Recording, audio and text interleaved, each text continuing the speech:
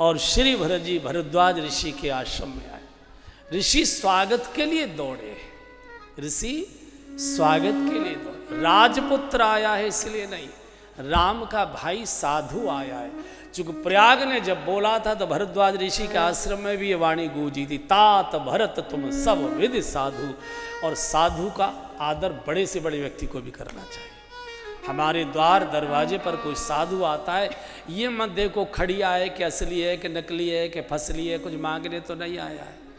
क्या मांग लेगा? 2 रोटी मांग लेगा, क्या मांग लेगा? एक आधा मार्किन का टुकड़ा मांग लेगा, 10-5 रुपए मांग ले, और क्या मांग लेगा? हम तो मंदिरों में जाते हैं तो जन क्या क्या मांगते हैं, मांगने के अलावा हमारे पास है ही क्या?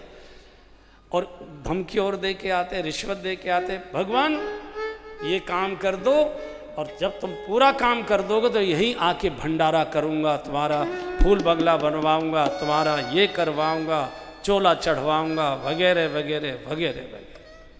क्या कैसा भी साधु नहीं देना है, प्रणाम करो, हाथ जोड़ो। बने घूमते हो, काम नहीं करते हो, लेठल्ले घूमते हो, जवान आदमी होकर भीख मांगते हो, तुमको शर्म नहीं आती? तुमको शर्म नहीं आती? हा? भगवान ने सब कुछ दिया फिर भी मांग रहे हो?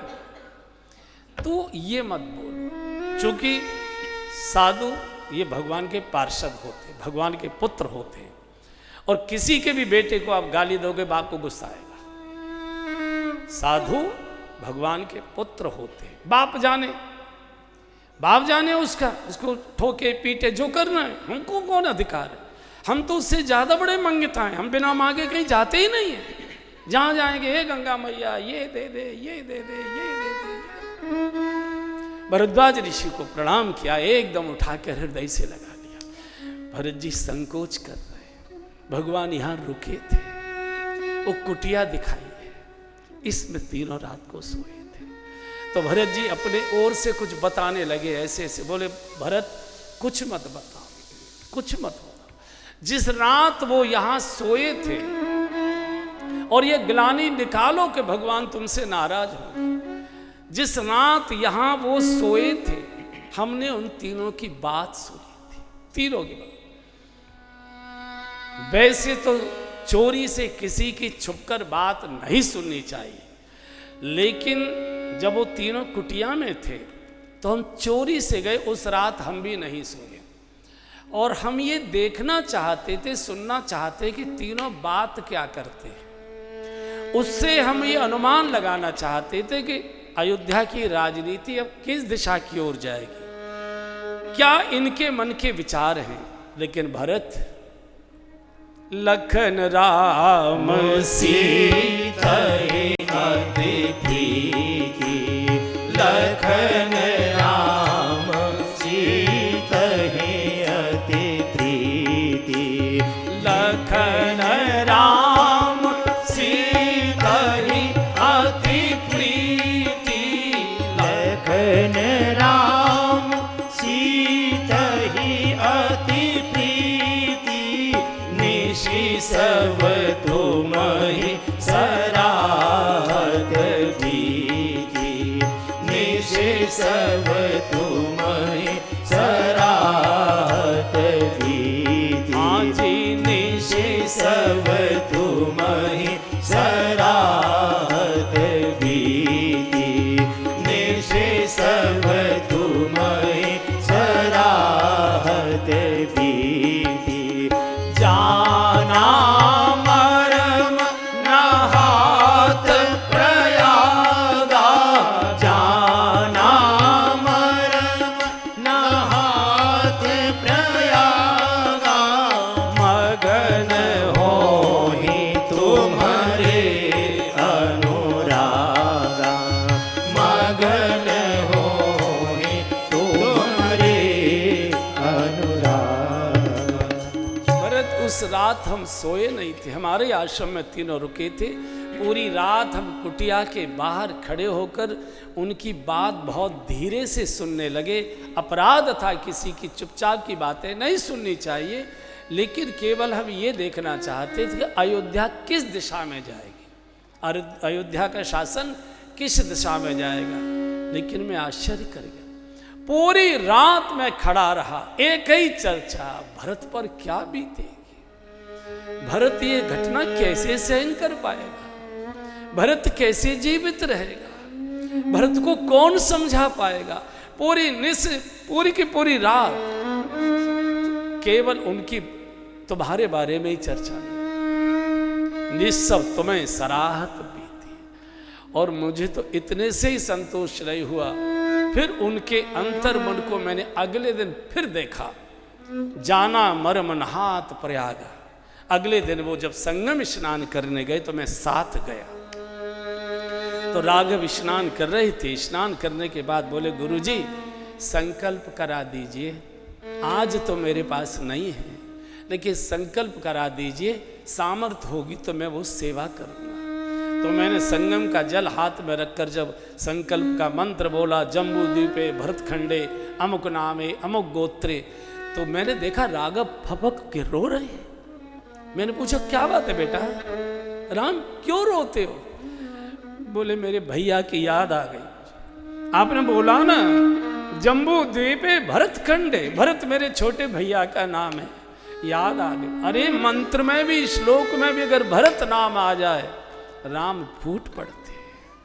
और मैं तो ये कह सकता हूं कि तुम तो भरत मोरे मत इहु, तुम तो भरत मोरे मत इहु, तुम तो भरत मोरे मत इहु, तुम तो भरत मोरे मत इहु, धरे देह जनु राम सनेहु, धरे देह जनु राम सनेहु, आदि धरे देह जनु राम सनेहु। भरत मुझे ऐसा लगता है तुम्हारा जो शरीर है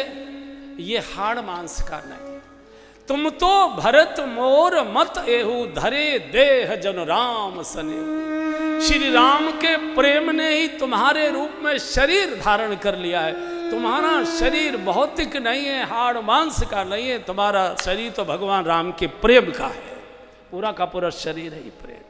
और सुनो भरत, हम साधु हैं, संगम के तीर पर रहते हैं, उदासीन व्रत के साथ रहते हैं, हम कभी किसी संसारी से कभी मांगते नहीं हैं। तुमको ये गलतफहमी न हो जाए कि हम तुम्हारी झूठी प्रशंसा इसलिए कर रहे हैं कि तुम हमारे 4 कमरे बनवा जाओगे, आश्रम की व्यवस्थाओं के लिए कुछ दान कर जाओगे, गौशाला के लिए भूसा डलवा जाओगे, साधु महात्माओं के अन्य क्षेत्र के लिए कोई राशन की व्यवस्था कर जाओगे या कुछ और साधन कर जाओ। नहीं नहीं नहीं, हम उदासीन महात्मा हैं, जो होता है उसे पा लेते, नहीं होता है गंगा जल पी लेते, मिट्टी घोल कर पी लेते, लेकिन हम कभी किसी संसारी के सामने हाथ नहीं फैलाते।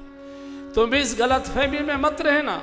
सुनहु भरत हम झूठ न कहनी, सुनहु भरत हम झूठ न कहनी, उदासीन तापस बन रहनी, उदासीन तापस बन रहनी, सुनहु भरत हम झूठ न कहनी, सुनहु भरत हम झूठ न कहनी।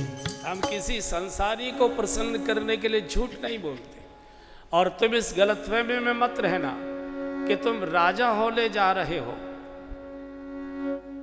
तुम राजा होने जा रहे हो तो हमारे लिए कुछ व्यवस्थाएं कर दोगे। नहीं नहीं नहीं, सुनो अब तुम मेरी बात। भरत जी सावधान हो गए।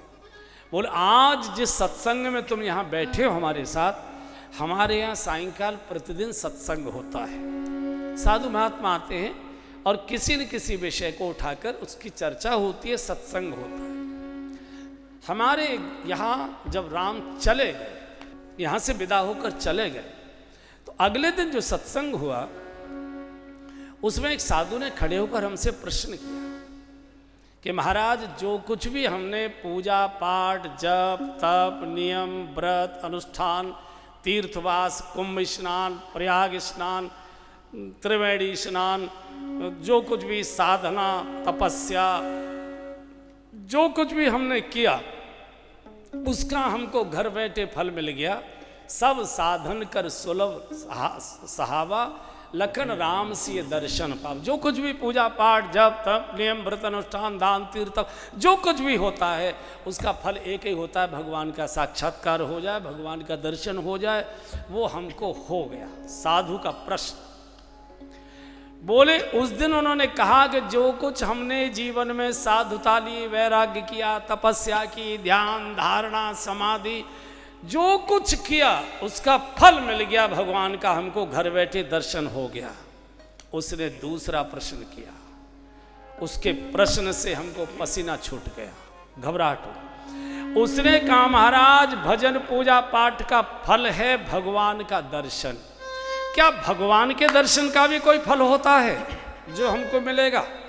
ये प्रश्न उसने। सारी तप तपस्या का फल प्रभु का साक्षात्कार, और प्रभु के साक्षात्कार का भी कोई फल मिला करता है क्या? हम कांप गए। उस साधु के प्रश्न को सुनकर हम घबरा गए, मौन हो गए, और हमने उस साधु से कहा कि कुछ दिन प्रतीक्षा करो, हमको ये चिंतन करने दो कि सारे साधनों का फल भगवत प्राप्ति, क्या भगवत प्राप्ति का भी कोई फल होता है? हमारी समझ, हम तो सोचते थे यात्रा हो गई, पूरी यात्रा होगी, बीज बोया, पेड़ होगा, फल आया, बात खत्म हो गई। लेकिन भरत, आज तुमको देखकर मुझे उस साधु के लिए उत्तर आ रहा है। सब दर्श तुम्हारा, यही फल कर फल दर्श तुम्हारा, तेही फल कर फल दर्श तुम्हारा, सहित प्रयाग सुभाग हमारा, सहित प्रयाग सुभाग हमारा, आजी सहित प्रयाग सुभाग हमारा, सहित प्रयाग सुभाग हमारा। सबसे बड़ा उत्तर, सब साधनाओं का फल राम दर्शन, और राम दर्शन का फल संत दर्शन। बिनु हरि कृपा मिला ही नहीं संत।